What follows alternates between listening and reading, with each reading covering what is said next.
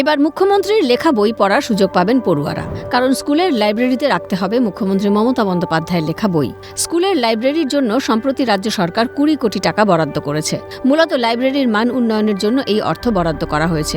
School প্রতি 1 লক্ষ টাকা পাওয়ার কথা। সূত্রের খবর, কি বই থাকবে তার একটি তালিকা পৌঁছে গিয়েছে স্কুলগুলিতে। তাতে 535টি বইয়ের তালিকা রয়েছে, যার মধ্যে 19টি মমতা বন্দ্যোপাধ্যায়ের লেখা বই রয়েছে। পাশাপাশি সেই তালিকায় রয়েছে অ্যালবার্ট আইনস্টাইন, রবীন্দ্রনাথ, বিবেকানন্দ, বঙ্কিমচন্দ্র চট্টোপাধ্যায়ের লেখা বিভিন্ন বই। বিকাশ ভবন সূত্রে খবর, প্রথমে মমতার লেখা বই পৌঁছবে উত্তরবঙ্গের জেলাগুলিতে। বইয়ের প্রথম সেট পৌঁছবে আলিপুরদুয়ার, দার্জিলিং, কোচবিহার, জলপাইগুড়ি, কালিম্পং, মালদহ, শিলিগুড়ি, উত্তর দিনাজপুরে। তারপর দ্বিতীয় সেট পৌঁছবে বাঁকুড়া, বীরভূম, ঝাড়গ্রাম, পুরুলিয়ার স্কুলগুলিতে।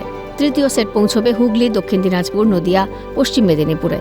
এরপর চতুর্থ সেট পৌঁছবে ব্যারাকপুর, হাওড়া, কলকাতা, মুর্শিদাবাদ, পশ্চিম বর্ধমান ও দক্ষিণ 24 পরগনায়।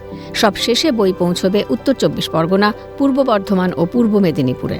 মুখ্যমন্ত্রীর লেখা মা থেকে কথাঞ্জলি, উপলব্ধি থেকে পথের সাথী এ ধরনের বই রাখতে হবে সরকারি স্কুলের গ্রন্থাগারে, এমনই নির্দেশ দেওয়া হয়েছে। সায়ন্তন ভট্টাচার্যের রিপোর্ট, ক্যালকাটা নিউজ।